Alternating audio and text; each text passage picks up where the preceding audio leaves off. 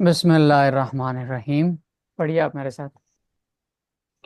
بسم اللہ الرحمن الرحیم بسم اللہ الرحمن الرحیم الصلاۃ والسلام علی رسول اللہ والصلاة والسلام والصلاة والسلام علی رسول اللہ وعلی آلہ وعلى وعلی آله آلہ واصحابہ وأصحابه وأصحابہ وبارک وسلم. وبارك وبارک وسلم.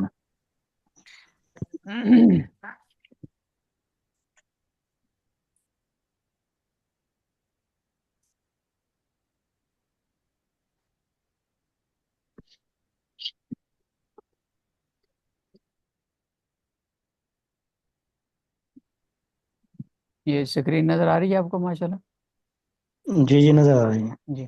جی نظر آ رہی ہے. ہمارا 5 روزہ یہ ورکشاپ ہے زکوٰۃ سے متعلق. آپ جانتے ہیں کہ زکوٰۃ اسلام کے احکامات میں سے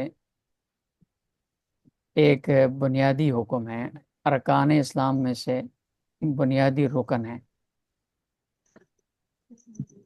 اور قرآن کریم میں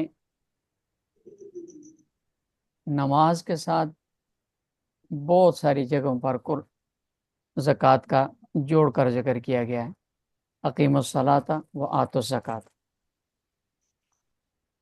تو اس میں کیونکہ بہت سارے ہمارے زمانے میں لوگ کوتاہیاں کرتے ہیں، کچھ لوگوں پر زکوٰۃ فرض ہوتی ہے لیکن ان کو اس کا علم نہیں ہوتا، یا اگر علم ہوتا ہے تو وہ زکوٰۃ کی باریکیوں کو پوچھتے نہیں ہیں. کچھ لوگ زکوٰۃ ادا کرتے ہیں لیکن اس میں وہ لمسم کے حساب سے اپنے طور پر ایک اندازہ لگا دیتے ہیں اور پوری جانچ پڑتال کر کے زکوٰۃ ادا نہیں کرتے. حالانکہ زکوٰۃ کا حکم یہ ہے کہ پوری تفصیلی جانچ پڑتال کر کے زکوٰۃ ادا کی جائے. اس کے لیے ضروری ہے کہ لوگ اہل علم حضرات سے زکوٰۃ کے مسائل باریکی کے ساتھ پوچھیں. اللہ پاک ہم سب کو عمل کی توفیق نصیب فرمائے. آمین. زکوٰۃ کا لغوی معنی، 2 لغوی معنی زکوٰۃ کے بیان کیے گئے ہیں. ایک ہے زکوٰۃ کا معنی ہے بڑھنا، پھلنا، پھولنا، اور دوسرا زکوٰۃ کا لغوی معنی بیان کیا ہے طہارت اور پاکیزگی.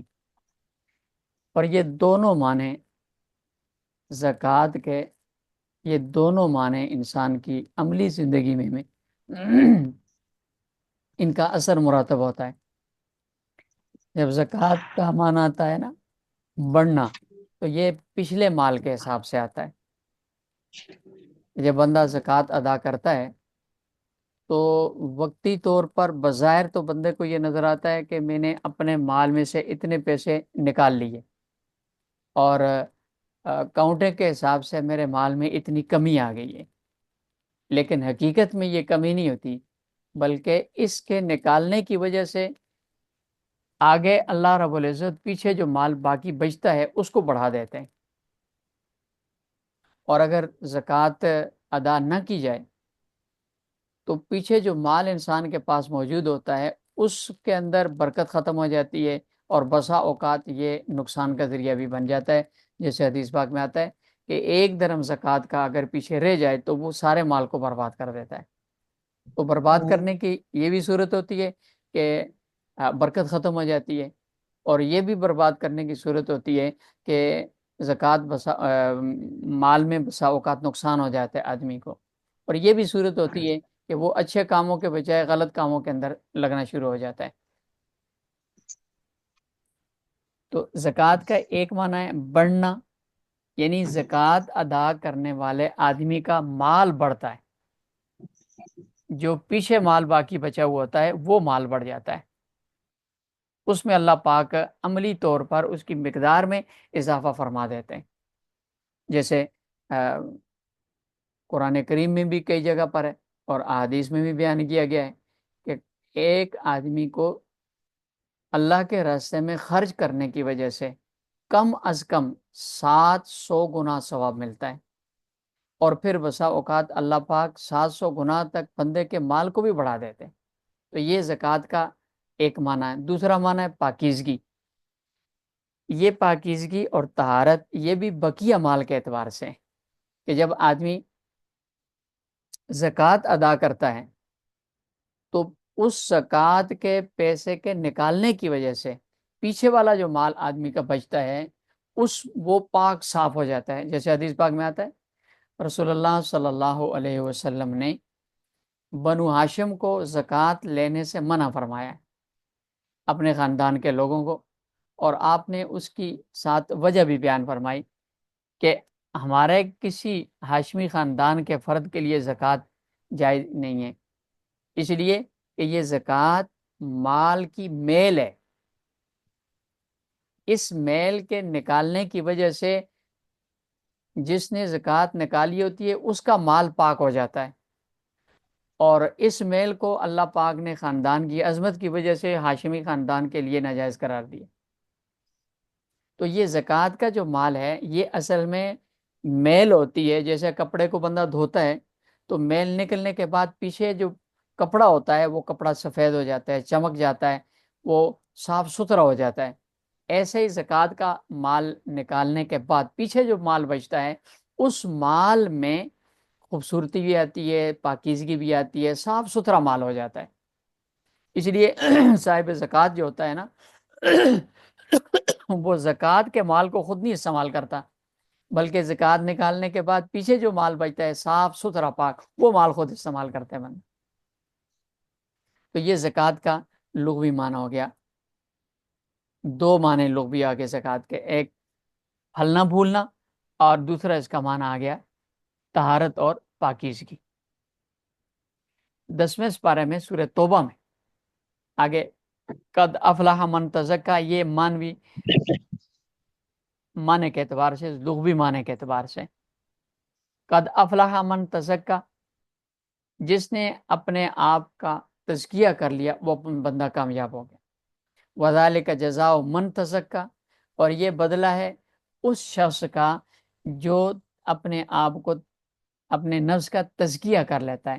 تو تزکیہ نفس کے اندر بھی آدمی اپنے آپ کو گندی صفات سے پاک کر لیتا ہے، اپنے جسم سے، اپنے دل سے جو رذائل ہوتے ہیں، جو اللہ کی نافرمانی کی چیزیں ہوتی ہیں، اور وہ نکال دیتا ہے، تو پیچھے انسان کا دل پاک ہو جاتا ہے، اور اس کا پاکیزگی کا بدلہ جنت ہوتا ہے۔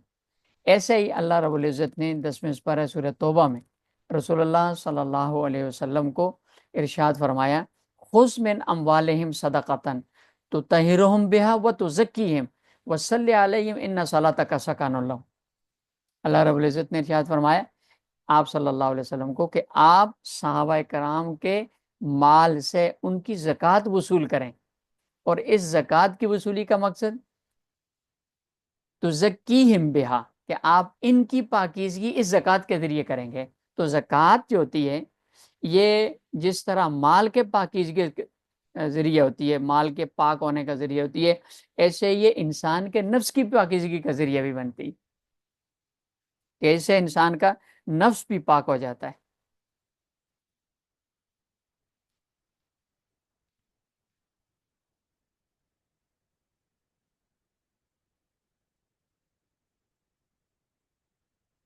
تیسری چیز ہے زکوٰۃ کی وجہ تسمیہ، یعنی زکوٰۃ کو زکوٰۃ کہتے کیوں ہیں، کس وجہ سے اس کا نام زکوٰۃ رکھا گیا ہے، اس کی وجہ بیان فرما رہے ہیں کہ زکوٰۃ کو زکوٰۃ اس لیے کہا جاتا ہے کہ زکوٰۃ کا معنی ہوتا ہے تزکیہ کرنا، پاک کرنا۔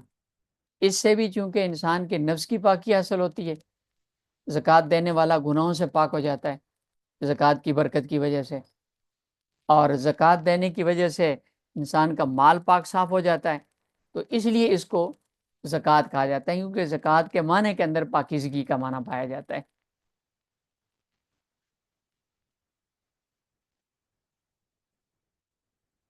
یہ زکوٰۃ کا اصطلاحی معنی ہے کہ زکوٰۃ کہتے ہیں مخصوص مال میں سے مخصوص لوگوں پر مخصوص وقت میں جو واجب الادا حق ہوتا ہے اس حق کو زکوٰۃ کہتے ہیں. لیکن اس میں مخصوص مال، مخصوص بندے، مخصوص وقت، اور اس میں واجب الادا حق، یہ زکوٰۃ کہلاتا ہے. مخصوص لوگوں سے مراد وہ لوگ ہیں جن پر زکوٰۃ فرض ہوتی ہے، جس کو ہم صاحب نصاب کہتے ہیں. اور مخصوص مال سے مراد آگے انشاءاللہ آ جائے گا، 4 مال ہیں جانوروں کے علاوہ. 4 مال ہیں آدمی کے، ایک سونا ہے، ایک چاندی ہے، ایک مال تجارت ہے، اور ایک نقد رقم ہے.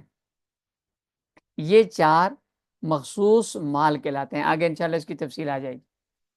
مخصوص وقت سے مراد سال کا گزرنا ہے. اب جو شخص صاحب نصاب نہیں ہے اس پر زکوٰۃ فرض نہیں، اور جو شخص صاحب نصاب ہے تو یہ مخصوص بندہ ہو گیا، اس کا مال مخصوص مال ہو گیا، اور اس کے اوپر سال کا گزر جانا یہ مخصوص وقت ہو گیا. تو مخصوص لوگوں پر مخصوص مال میں مخصوص وقت کے اندر جو حق مال کا ادا کرنا لازم ہوتا ہے اس حق کو زکوٰۃ کہا جاتا ہے. اور یہ حق ہے 40واں حصہ، 2.5% جس کو کہا جاتا ہے. یہ جو 2.5% حصہ ہے یہ زکوٰۃ کہلاتی ہے. اگلی چیز ہے زکوٰۃ کی فرضیت.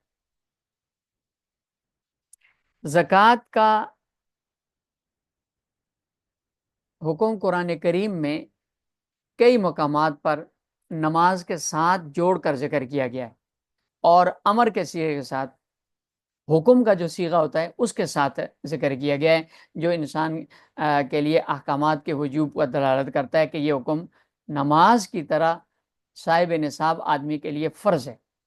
جیسے واقیموا الصلاۃ وآتوا الزکاۃ، نماز ادا کرو اور اس کے ساتھ زکوٰۃ ادا کرو. زکوٰۃ کی فرضیت کب ہوئی ہے؟ تو اس بارے میں راجح قول یہ ہے کہ اصلاً زکوٰۃ کی فرضیت مکہ مکرمہ میں یعنی ہجرت سے پہلے ہی ہو گئی تھی، لیکن زکوٰۃ کی جو تفصیلات ہیں کہ اتنا مال ہوگا، بندہ صاحب نصاب بنے گا اور اس پر یہ فرض ہوگا، یہ تفصیلات مدینہ طیبہ ہجرت کرنے کے بعد آئی تھی.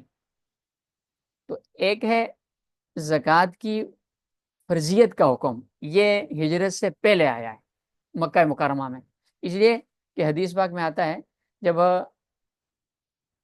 دوسرا گروہ مسلمانوں کا ہجرت کر کے حضرت جعفر طیار رضی اللہ تعالیٰ عنہ کی معیت میں حبشہ میں گئے تھے، تقریباً 82 افراد ہجرت کر کے گئے تھے، تو وہاں حضرت جعفر رضی اللہ تعالیٰ عنہ کی حضرت نجاشی کے ساتھ گفتگو ہوئی تھی رضی اللہ تعالیٰ عنہ. تو انہوں نے پوچھا تھا کہ رسول اللہ صلی اللہ علیہ وسلم کس چیز کا حکم دیتے ہیں؟ تو انہوں نے فرمایا تھا کہ ہمیں نماز کا حکم دیتے ہیں اور زکوٰۃ کا حکم دیتے ہیں. تو اس کا مطلب یہ ہے کہ زکوٰۃ کی فرضیت وہاں ہو گئی تھی. پھر آگے تفصیلی احکامات مدینہ طیبہ میں آئے. اور زکوٰۃ کی میں تیسری چیز ہے کہ وصولی کا طریقہ کار، کس سے وصول کرنی ہے، کون وصول کرے گا، یہ تفصیلات فتح مکہ کے بعد ہوئی ہیں. کیونکہ فتح مکہ کے بعد پورا ایک نظام مملکت وجود میں آ گیا تھا، تو آپ صلی اللہ علیہ وسلم نے پھر زکوٰۃ وصولی کرنے کے لیے عامل مقرر فرمائے. آج ہم انشاءاللہ بس اتنی ہے، کل یہاں سے آگے انشاءاللہ زکوٰۃ کے فضائل سے ہم کریں گے. جزاک اللہ جی.